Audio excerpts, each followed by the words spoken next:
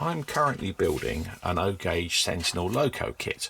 Yes, I know there's a lovely Daypol model available, but I picked this kit up cheaply and I enjoy making things, so I'm having a go at building it.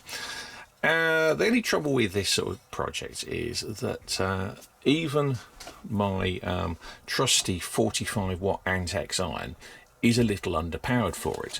I mean, yes, you can stick the you can stick the bit into there and start putting solder in, but the brass, and there's even on a little loco like this, there's quite a chunk of brass to deal with at one point. The brass pulls the heat out of the iron faster than the iron can put the heat into the joint. So I either need a bigger electric iron or something a little different to work with. And the something a little different is this. This is a little gas powered blowtorch which actually acts as a soldering iron and will be a hot knife as well. This thing cost me about 26 quid from Screwfix because it would just happen to be handy. And if I'm honest, you get a nice comprehensive pack here, but actually the only bit I'm really interested in is this one here, which is the blowtorch. Now obviously it's powered by gas, and the gas you use comes from a cigarette lighter refill. You just put it in the back end here and push, and it fills up until it squirts out. So that's all doable.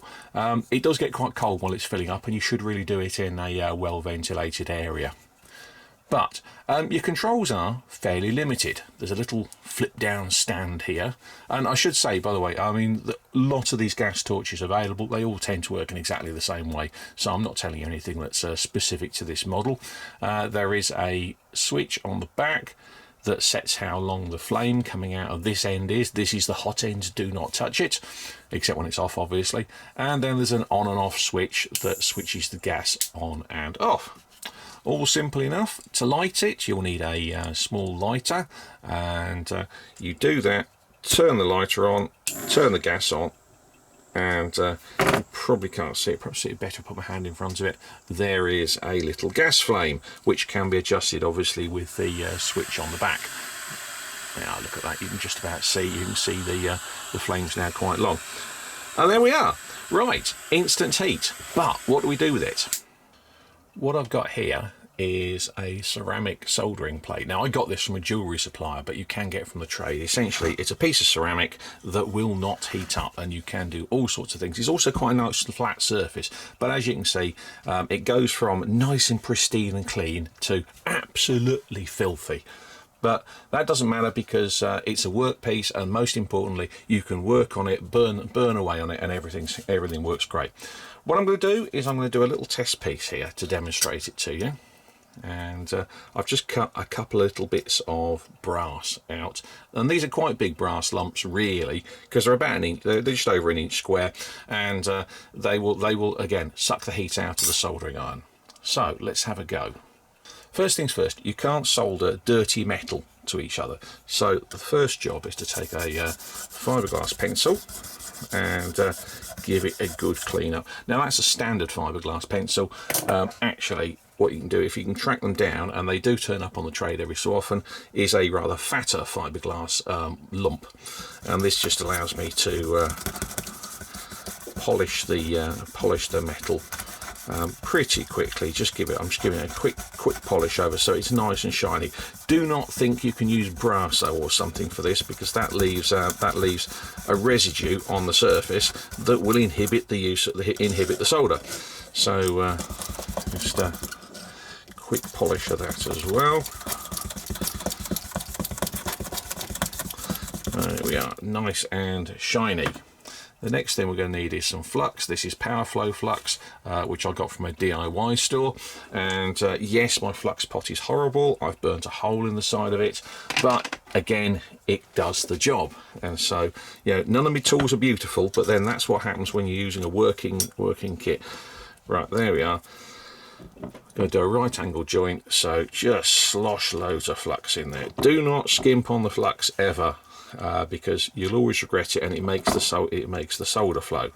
Right, lots of flux in there. Now the next question is, how do we get solder into it? Because at the moment there is no solder.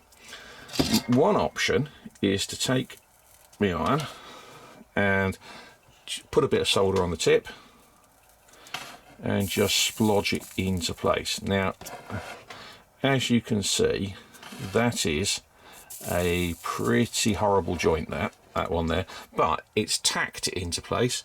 So look, the metal's sitting there quite happily.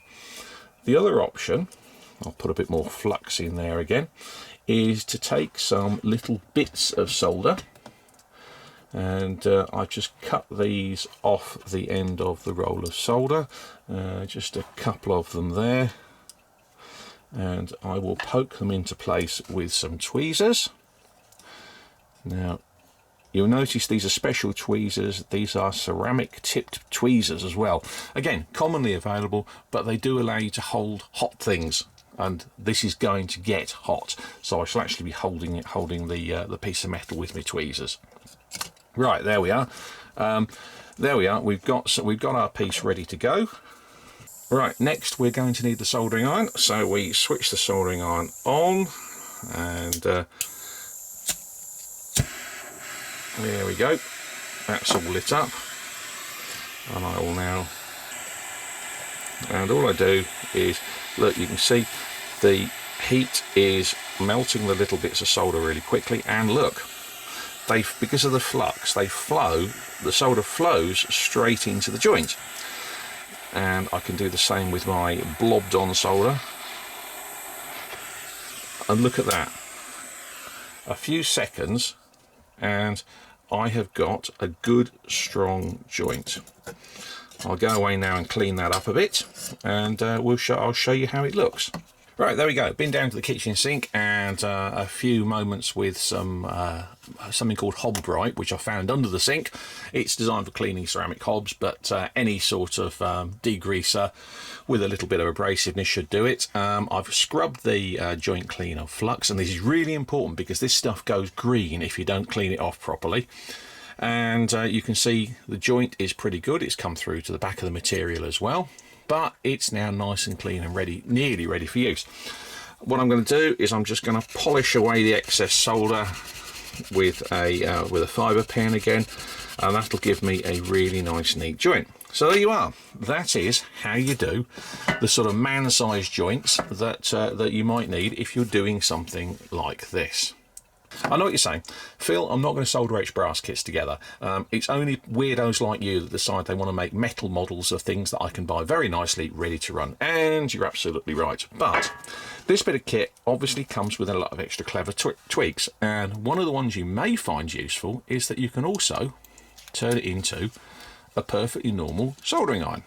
But it's a soldering iron without a cable on the back, so when you're working underneath a baseboard or somewhere where cables would just be a nuisance, you can solder quite happily with this bit of kit. And yes, it will just heat up the tip there. Lovely solder. Do your wiring without having to struggle with cables underneath there. So there we are. It's a useful bit of kit, and I thought I'd mention that. I thought I'd mention that to you. So gas torches are available in all sorts of places from the trade. They all work in about the same way. Do look after them. I bought this gas torch because my old one had started leaking gas everywhere, and that's not a good thing. But there we go, another tool for your toolbox. Happy modelling.